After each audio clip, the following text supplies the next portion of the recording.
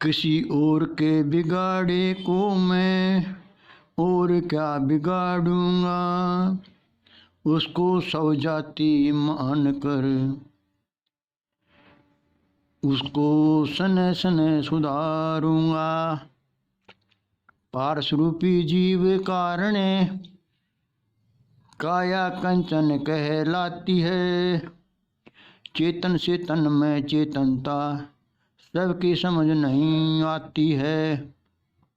गुम वस्तु को ढूंढते ढूंढते आखिर में गए हार। जब ढूंढने से नहीं मिला तो तभी कहा निराकार। यदि साईं निराकार है तो किस विधि रच दिया संसार। रूप बिना कुछ दिखे नाही, आखिर किसका करो दीदार। जिसका अंतःकरण शुद्ध निर्मल है सोई सत्य हाल हजूर। निर्गुण सगुण मन मानंदी सभी भरम करो दूर। हाथ जोड़ और शीश झुका ब्रह्मा ने माँ से बात कही। कैसा रंग और रूप पिता का मोहे बतलाओ सही सही। रूप नारी का वर्ण नहीं वहाँ का ज्योति स्वरूप समझाया है। निराकार विदेही सर्जनहार वे गगन मंडल में ठहराया है। देखिए कबीर साहब ने कितनी अच्छी बात कही है। किसी और के बिगाड़े को मैं और क्या बिगाड़ूंगा। यानी कि कोई जप में फंस रहा है, कोई तप में फंस रहा है, कोई योग में फंस रहा है, कोई क्रियाकर्मों में फंस रहा है। मतलब ये उनके अनुसार औरों ने बिगाड़ रखे हैं।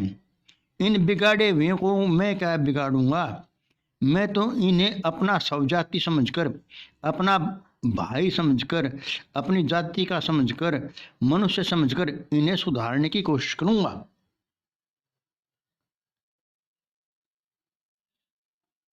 पार्श रूपी जीव कारण काया कंचन कहलाती है और चेतन से तन में चेतनता सबकी समझ नहीं आती है। जो हमारे इस शरीर में जीव आत्मा है उसी से ये शरीर जीवित है। जीव में दो गुण होते हैं, एक तो वो स्वयं जीवित रहता है और एक उसके संपर्क में जो भी पदार्थ आएगा, गाय गधा घोड़ा बैल मनुष्य कोई भी जाति जो भी उसके संपर्क में आएगा उसे भी वो जीवित रखता है। स्वयं जीवित रहता है, कभी मरता नहीं, अमर्त है वो। और उसको भी उसके साथ जब तक संपर्क में रहेगा उसको भी जीवित रखता है। तो उसकी चेतनता से जो है ये हमारा शरीर कंचन कहलाता है। मतलब सोने से भी कीमती है ये। यदि इसमें से वो जीवात्मा निकल गई तो फिर मिट्टी हो जाता है।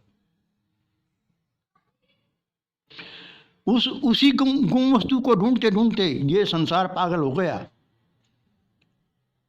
क्योंकि वस्तु कहीं ढूंढे कहीं किसी भी मिल ले। जब इसको पारखी गुरु मिल जाएगा तो वो सभी टकसार इसको समझा देगा, सभी बातें समझा देगा और बता देगा कि ये है। इसीलिए जब ढूंढने से नहीं मिला तो उसको निराकार कहने लग गया। अभी निराकार है। अरे निराकार कैसे हुआ। इसमें से कोई वस्तु आती है जाती है जो इसको चलाती है, वो निराकार थोड़ी हो सकती है।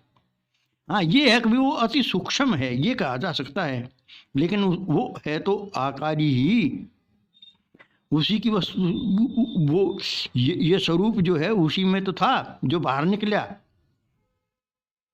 एक किस्म से उसी की सतह से चले ये। जब वो निकल गया तो ये भी गया काम से।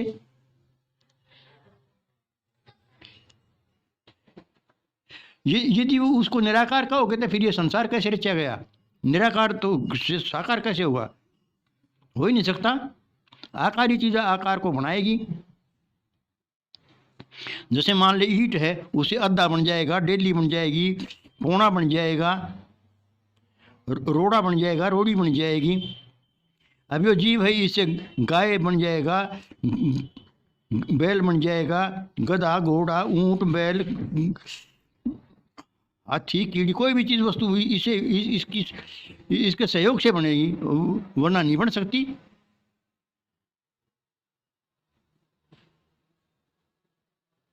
जिसका अंतकरण शुद्ध निर्मल हो गया, वही जो है सबसे बड़ी सुपर वस्तु है।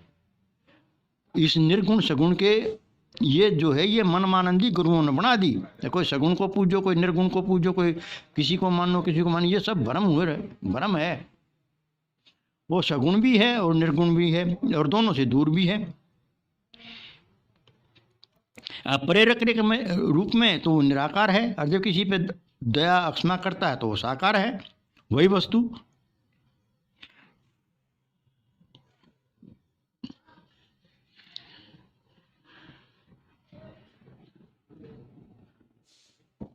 हाथ जोड़कर ब्रह्मा ने अपनी माँ से पूछा था कि माँ, वो सर्वशक्तिमान ईश्वर परमात्मा खुदा गॉड कैसा है, कैसा रंग रूप है पिता का, मुझे बतलाओ सही सही। तो माँ ने कहा था कि उसको रूपरेख नहीं है, वर्ण नहीं है उसका, वो तो ज्योतिष रूप है।